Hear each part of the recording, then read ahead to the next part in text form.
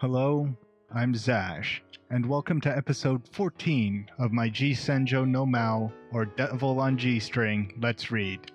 Joining me, as usual, is my co-reader Faith. Maou has been running poor Tsubaki around the city all day. She even ran into the police, which was terrifying, because Maou might have thought she was working with them. But she managed to ditch the cops. Usami has been able to keep up with her as well. She's still on her tail and helping her out.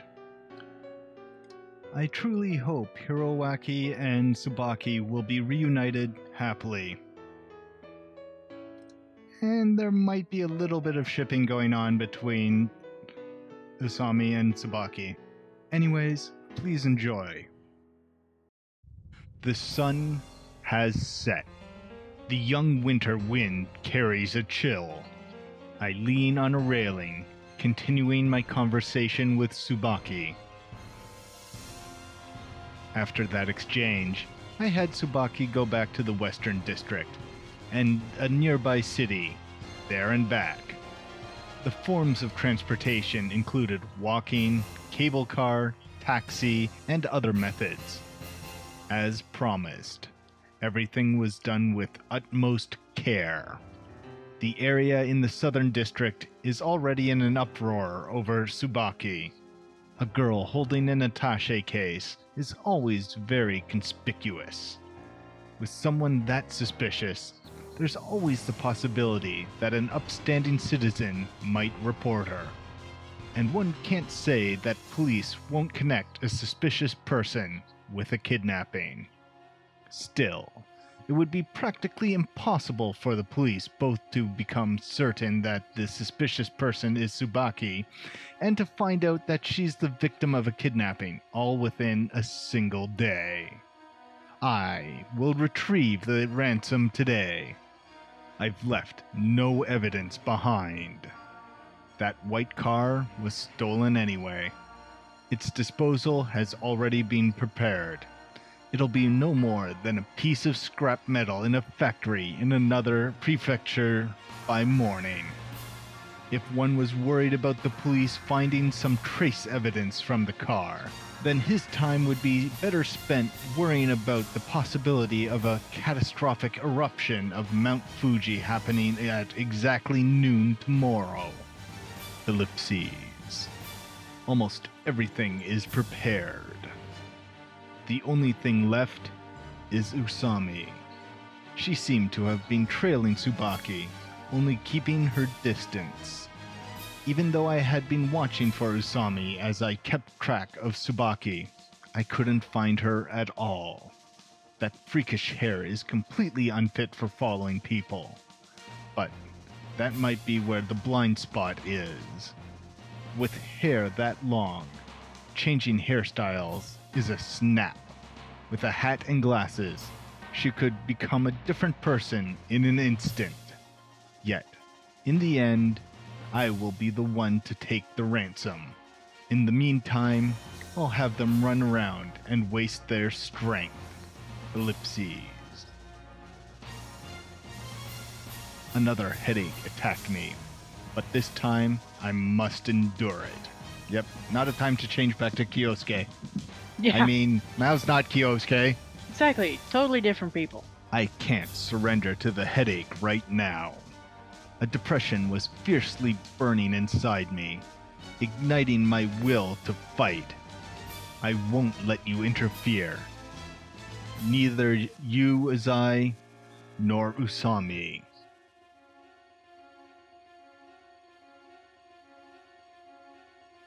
Come on out, Maou. It's already round 8 o'clock. Haru had been running here and there, all across the city, since before noon. Now, after nightfall, she has returned to the park in the Eastern District. Haru hid herself in the grass, not making a single sound for fear of being heard over the silence of her surroundings. This park is a place where people come to relax during the day, but at night only an eerie quiet remains. She wondered how Tsubaki was holding up after all this walking. Before coming to the park, Tsubaki had been told to lock the briefcase in the locker again. Taking only the key, she came to a garbage can in the park. Haru didn't even glance at the locker this time around, and chose to follow Tsubaki instead. If someone wanted to get the ransom, they must get closer to the locker, and to open the locker, they would need the key. And there's even someone watching the locker. Haru had run into Kyosuke on Central Boulevard. How convenient. After she explained things, Kyosuke was more than happy to help. Of course he was.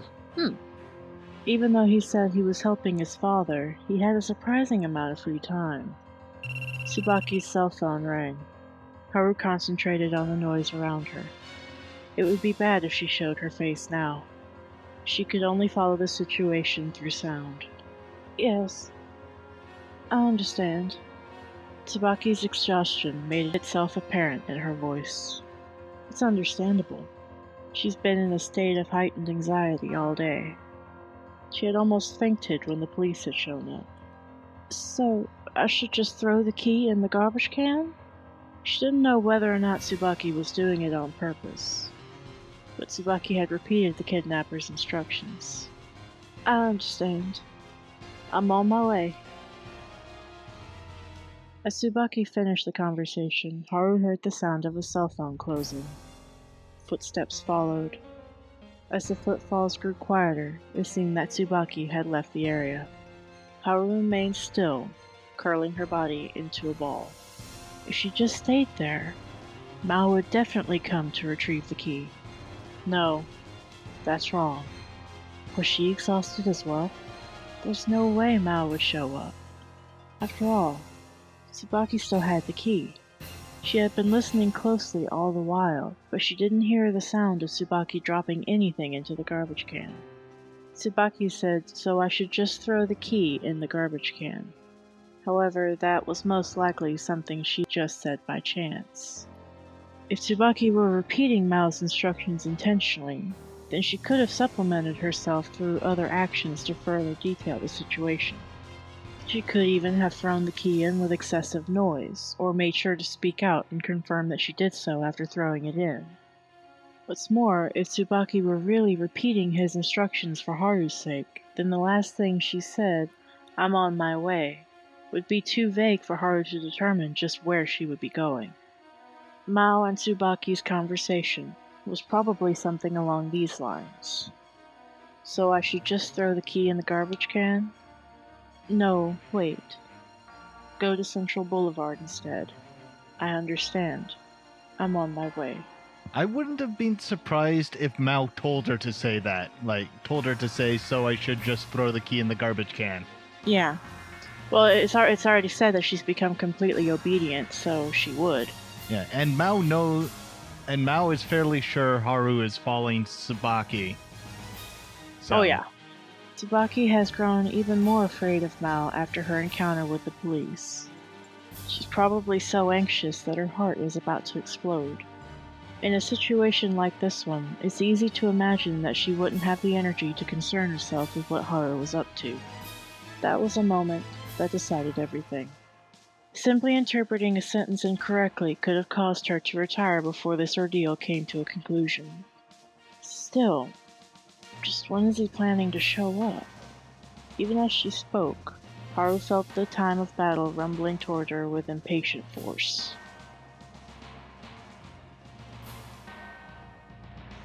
How many places has she been dragged to now? She's forgotten just how many times she's changed locations. Continuously in a state of extreme tension, Tsubaki is puffing with every word. You've worked hard, Tsubaki. The kidnapper was on the phone. It's almost 9. Aren't your siblings asleep by now? Where next? Tsubaki asked, breathing hard. I'll definitely give you the money. Give my brother back to me. You just keep saying that, don't you? It's all okay if Ryuraki comes back. Is it really, though? What? Is it really okay for you to just give me the money? What are you saying at this point? Tsubaki already lacks the strength to think things through. Isn't that your family's entire fortune? Yes. Without money, your brother might be back, but you'll lose your future. Is that really okay? My brother's life has no price. The criminal sighed, impressed. You say that life is worth more than money, but is that really true? Of course. The value of a life could never be measured in yen. To be able to say that proves that you've never experienced poverty. Sure, Tsubaki has never seen her parents worried about being poor. Her family might not be rich, but they're definitely not impoverished. The kidnapper kept on repeating questions that she just couldn't understand. These subjects confused her. Just what do they have to do with the ransom? Look, could you just end this already? Are you at your limit? No, I just don't know how long this is gonna drag on. Your brother's life is on the line, and you're complaining? In an instant, the flame in Tsubaki's heart burned again. No! I just want to see my brother sooner. Utterly unforgivable. Tsubaki immediately began to doubt herself for feeling such intense hatred for this unforgivable criminal. But the moment that her words had burst the dam, she couldn't stop. I'm not just gonna let you go. If something happens to Hiroaki, I'm not gonna let you get away with it. She could no longer understand anything. What happened to the self that was worried about the kidnapper's feelings? What would happen if she provoked him again? I just want to see Hiroaki. That was the only thought in her heart. It's time. The kidnapper suddenly spoke up. This is the final instruction. Go immediately and retrieve the briefcase. Then go to the burger place on Central Boulevard and get there by 9:30. There's no longer any time to write in her diary. 9:30, is it? It'll be a stretch to make the trip in the short amount of time remaining. You can still make it if you hurry. Leave the briefcase on the sidewalk and walk away immediately. I understand. She can only obey. If you're late, your brother is dead. This time will be the last. I'll contact you after I check the ransom. The call ended. Tsubaki kept the cell to her ear for a moment longer. She had never thought that paying the ransom would be so exhausting. The kidnapper said that this would be the last place. Up until now, he said that every single time. And it was a lie every single time. Still, this time feels different. She thought of the family waiting for her at home. Her parents are probably worried about her. I'll be back soon.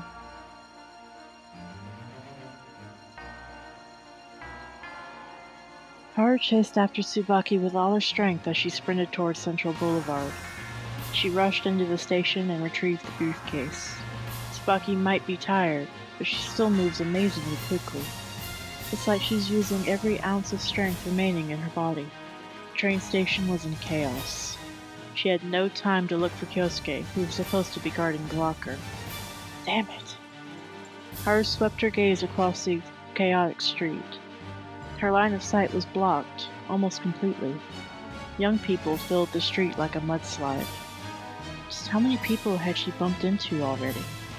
The shape of Tsubaki's coat would often get swallowed by the sea of people, momentarily gone without a trace. This is the route that Haru usually takes on the way home after work, but this is the first time she's seen it this crowded. She noted the reason for this almost instantly. Hey everyone, I'm gonna be on TV! A live television broadcast. Everyone who wanted to see Canon or be on television pressed ever closer to the stage. On the either side of the road were cars from the station and staff manning equipment. This is the moment Maou had been waiting for. It was so chaotic it was suffocating. Truly an excellent chance to grab the ransom. Tsubaki! Haru wanted to stop Tsubaki to ask her where she was bringing the ransom, but her shouts were lost in the din of the crowd. Tsubaki didn't have time for questions anyway. Maou must be urging her on. To have Tsubaki at a speed he's never asked of her before meant that, to Maou, this is the moment where the winner will be decided. If I'm gonna act, it has to be now. Haru charged towards Tsubaki.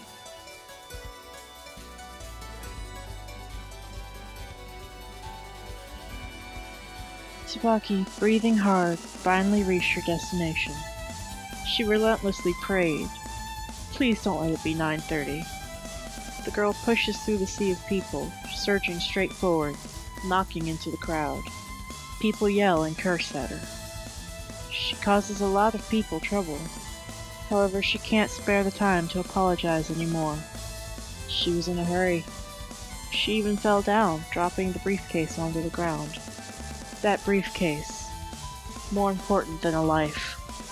She held it tightly as she crossed the deluge of people with blinding speed. Tsubaki stopped. She looked around casually. She'd be okay to just drop it here, right? It wouldn't be picked up by someone who isn't involved in this, would it? Maou would find that person and end him. Yeah. The kidnapper said to put down the briefcase and run. At that moment, an unbelievably bright voice shot through the crowd from nearby amplifiers. All you viewers across Japan, it's 9:30. Tsubaki was speechless, unable to believe her ears. Why is canon? It was way beyond her comprehension. Still, she heard it clearly. It's 9:30. If I don't drop the briefcase and run, Hiroaki is dead.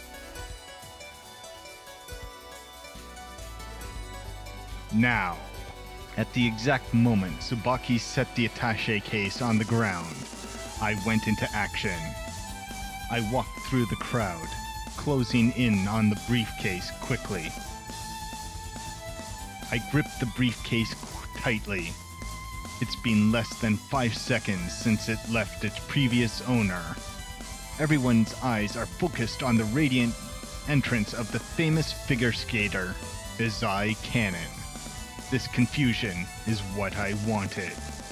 I've been waiting all day to coordinate my retrieval of the ransom with this broadcast. This chaos is what I wanted. Even if the police were right behind me, I have confidence that I could escape. That would be true for one reason alone. I am simply too familiar with this city. I've considered many escape routes. Usami is simply a girl. What can she do? Stop that man with the briefcase! A shout from behind me penetrated the din of the spectacle. It was Usami. It seems that she's been closely following Tsubaki. She caught a glimpse of me. Anyway, Usami, just how many people do you think are carrying briefcases in this bustle of people so close to the business district? As I expected, no one paid any attention to me. Thief! Thief! Shouting is useless now. I straightened up, walking casually. If there was a thief, they'd be running for their life. No one would think that I was a kidnapper. Ellipses. No, something's wrong. Along with a shiver down my spine, the stage speakers sent a sound to me. Huh? What's that? Is there something going on down there? The broadcast could pose trouble. If I face the cameras, there's a chance I'll be on film. If my face surfaces during a piddly little game like this, it may affect future plans. I want to run right now, but doing so would be like announcing to everyone that I'm a thief. Oopsies. I crossed paths with someone and took the opportunity to peek behind me. I caught a glimpse of Usami's long hair through the crowd. Oh yeah, there. For just an instant, Haru saw the figure of a man holding a briefcase. That was Maou. She continued to push forward while trying her hardest to break through the mass of people. Oopsies?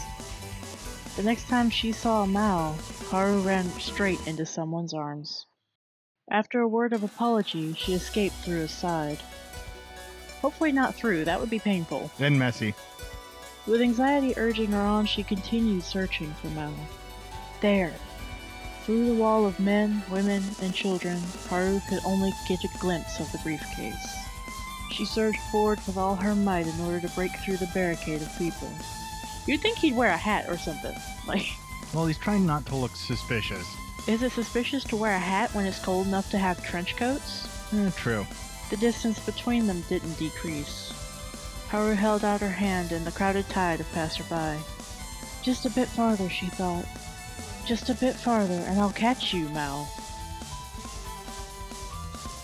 I passed the most chaotic part of the crowd. Did I successfully lose Usami? It's dangerous to turn my head around. There's a chance that my face will be seen. Usami might be able to reach me at any second now. Should I take a taxi, perhaps? But with the traffic the way it is right now, no car can take off immediately. No, wait. A taxi. I watched the side mirrors mounted on the taxis that lined the streets as I walked. And he learned the trick that our dog learned. Watch the reflective surfaces. Ellipses. I was in luck, as the mirrors clearly reflected the uniform and hair of Usami, still trailing me. It looks like she's holding something in her hand. She's less than 10 yards away. Usami was likely able to get a lock on me and is in pursuit. I don't want to attract attention, but there's no other choice. I break into a run.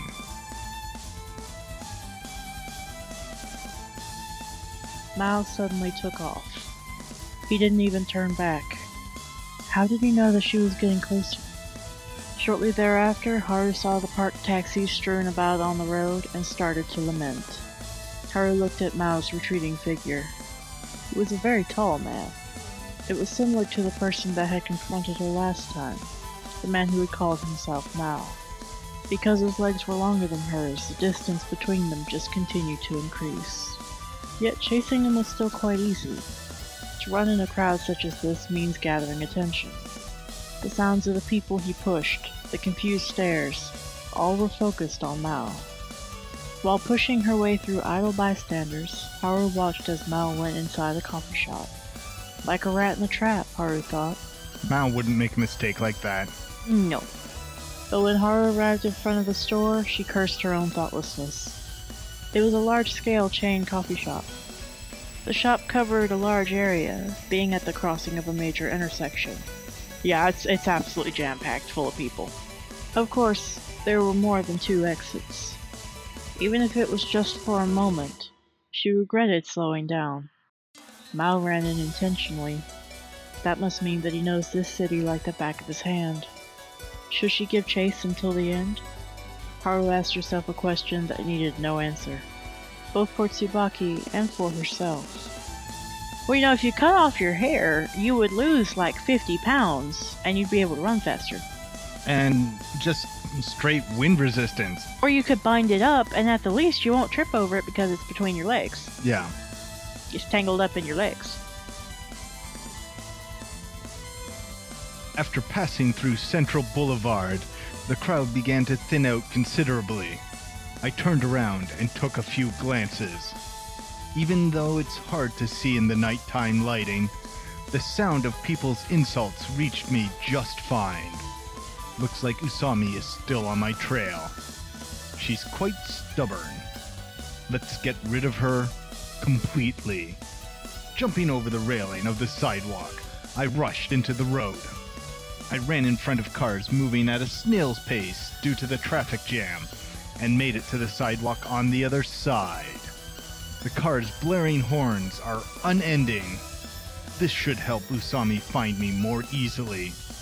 I continued my charge as I turned into a discreet alley. A dark alley. After seeing what awaited me there, I knew I had already won. This game of tag is over now. I took out a handkerchief and covered my fingers, ensuring that I won't leave fingerprints. Sorry, excuse me. How many times had she said that since 9:30? Each time she was showered in annoyed stares and condemnations. The thing she carried was bulky. Haru glanced around, chasing after Mao's image. Even though they'd left the extravagance of Central Boulevard, it was still very bright out. Hundreds of cars on the street, all with lights on, were a very reliable boost to the visibility. The sound of horns suddenly rang out from the road. Glancing over, it seemed that a man who looked like Mao was casually jaywalking. His face was hidden behind the blindingly bright headlights of the vehicles he blitzed past. It was regrettable, but there was nothing Haru could do about it. Just like that, Mao turned into an alley between two buildings. Haru hurriedly pursued him. It was an incredibly narrow alley with a horrible line of sight. Not even two people would be able to walk abreast. Is he inviting me to follow him? Even though Haru was reluctant, there wasn't much room for her to think. As she gave chase, rushing into the darkness, she felt something weird under her foot. She lost her balance and fell forward to the ground. Ellipses? It was the feel of flesh. Haru was shocked, and the thing she stepped on screamed. As she calmed down, she realized it was a human leg. I'm sorry, are you okay? She stooped down instinctively. Zombie! A few homeless men sat on the ground. They stared at Haru with lifeless eyes before losing interest again. They seemed to be distracted by something. They were kneeling, furiously moving their hands. It looked as though they were digging, as if they were trying to stir the darkened ground. Money. Haru could see a few bills poking out from under their hands. I've already lost, she said to herself, full of regret. She lifted her head and glanced down to the other end of the alley. Mao, the enigma whom Haru had her sights nailed to, was now nowhere to be seen. Tsubaki. A murmur escaped her lips before a wave of exhaustion overcame her. The day-long battle had finally come to an end.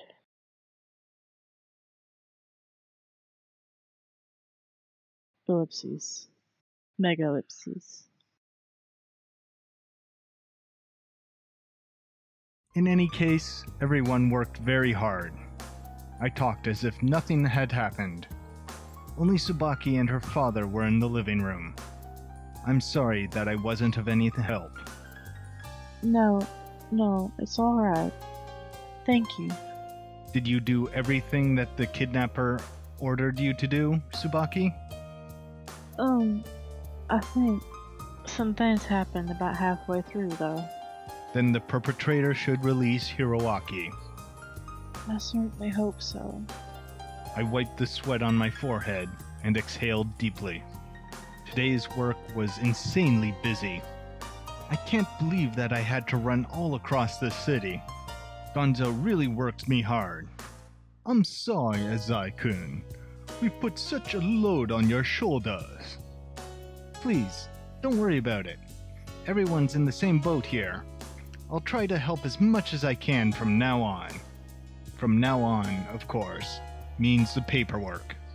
Since the ransom has been taken, there's no way the Miwa family can possibly pay back the 50 million. The moment the time limit is up, the loaner will immediately take the land as collateral. So all that's left is Haru-chan. What did you say? Haru-chan might be able to catch a kidnapper for us. Right. Usami. That irritating woman.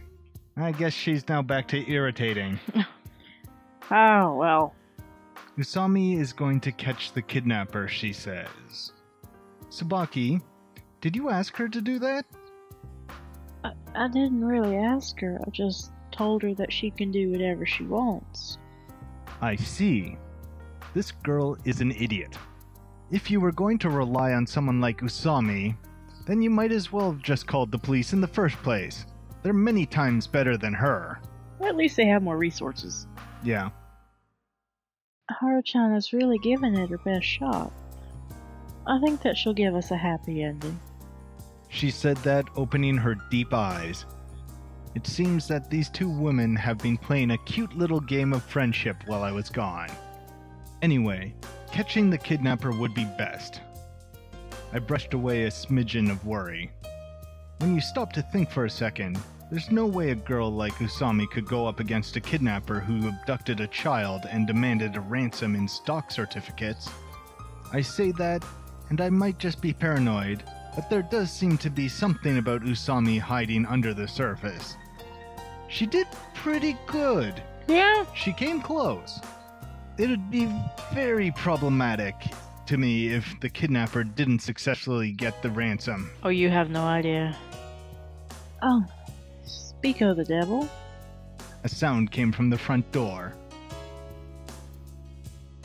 Hi. I was suddenly faced with a monstrous sight. Yo, Usami, why are you sweating so much? Yeah, well, let's just say I need to start running more often. Spouting her typical nonsense, she rested against the doorframe. Azari-san, thank you. Didn't you help wash the locker? Ah, right. When we met on the street by coincidence. Right, the ransom was in the locker, and you told me to guard it. Thanks for the help, really. I didn't see any suspicious people going near it. Great. And I know you were busy, I'm sorry. It took around an hour. By Usami's request, I stayed near the station locker. There was still some time before my next meeting, so I did her a favor. After organizing my memory, I calmed down. Oh, and Usami? She didn't seem all that happy. What happened? Well, I can imagine she didn't catch the culprit, at least. Haru-chan. Tsubaki gave her hopeful eyes. I don't know when it started, but my palm was full of sweat. Ellipses. Very quickly, Usami lowered her head in front of Tsubaki. I'm sorry. The kidnapper got away. Usami's expression was twisted by agony. So she does have an expression like that. Don't worry about it. Just the thought that you were by my side. Well, actually I was too tense to really think about anything, but it was really reassuring. I'm sorry. I also put on my most cheerful tone. Now come on, don't beat yourself up about it. Oopsies. We did what the kidnapper wanted us to do. We didn't contact the police either. After he gets his ransom, he'll definitely be satisfied and release Hiroaki-kun. At that, Usami suddenly spoke up. I'm sorry, but he won't. What? Huh? Are you saying that Hiroaki-kun isn't going to come back? Yes. She said it with no sign of hesitation. Why? I know we can't guarantee that he'll keep his promise, but why are you so sure of it? Yeah. He already got the ransom, so all we can do is believe in him now. Usami slowly shook her head. He didn't get the ransom. What did you say? What are you talking about? I put down the briefcase in front of the burger place just like you said. Did someone else take it? In the face of Tsubaki's question, Usami just continued to shake her head. Tsubaki, do you remember what I said this morning? Huh? Even in the worst case scenario, I wasn't going to let him get away with the ransom. Yeah. You said that even if he got away, there'd still be a chance for another exchange.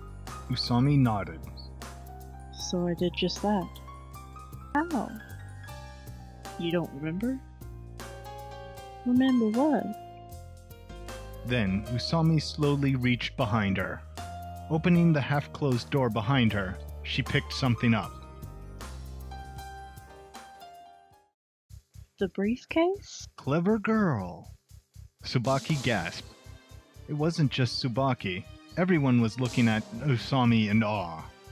I, who debriefed Tsubaki earlier, have already guessed what stunt Usami pulled. You swapped cases. A guess worthy of your reputation, as I say. That's right. I bumped into Tsubaki on Central Boulevard. Oh. Tsubaki seemed to remember. I did get knocked over by someone and lost hold of the briefcase. That was you, Haruchan? I swapped cases then. The briefcase that I prepared was empty. Of course, this is an incredibly ballsy move because a lot of kidnappers would see that they were tricked, kill the child, and keep going.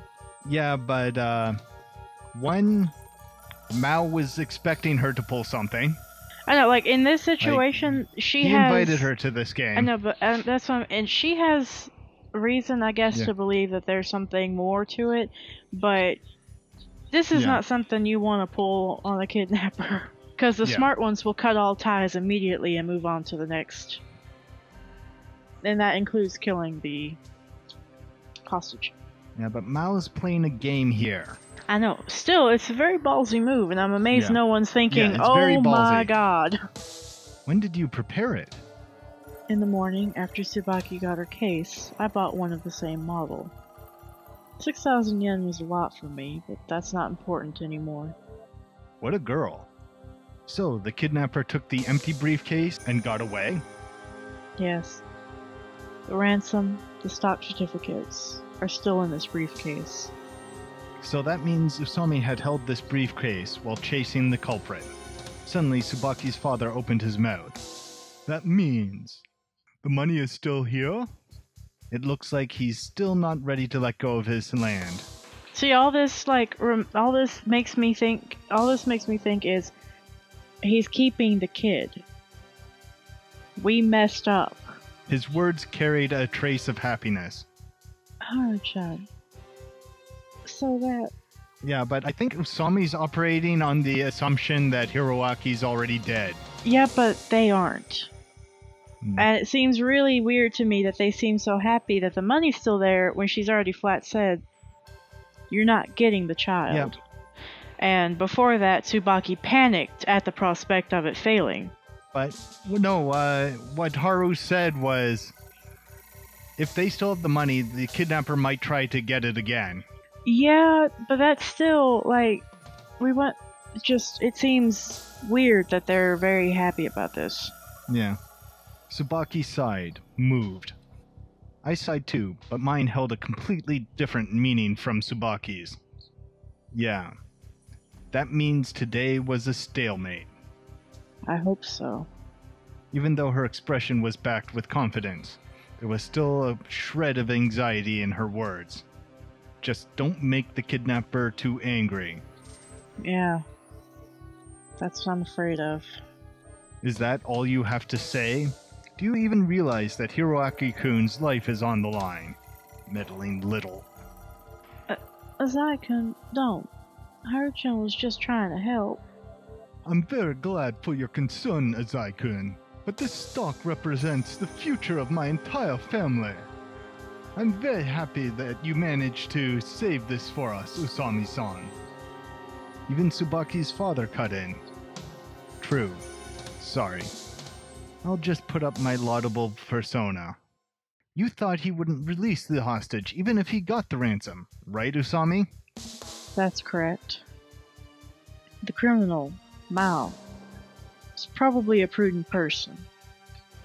To be clear, no matter whether or not he got the ransom, there's a high chance that he wasn't planning to release the hostage. Oh, I see how it is then. Since the hostage isn't going to be coming back anyway, might as well prevent him from getting the ransom, right? I said it mockingly. How logical. You, Usami, are a woman so truly logical that it's frightening. Oopsies. Usami was silent. Usami-san, I carry the responsibility for not contacting the police. Please, don't worry so much about things. That's right. Even if the police were here, there's still a chance that he would have gotten away. I don't like watching scenes like this. Well then, would you mind giving me the certificates now? Tsubaki's father asked Usami for his family saving. Usami said that she understood and opened the case. Unimaginable. What is this? Her eyes widened. Usami's face was bleached white in an instant. In contrast, a shout of victory welled up in my chest, as if there was a demon bearing his fangs inside me, mocking Usami. Gone. A shocked Usami, an Usami that had been turned to stone, murmured. They're gone. Her face was adorned with an expression of defeat. The ransom. The certificates. They're gone.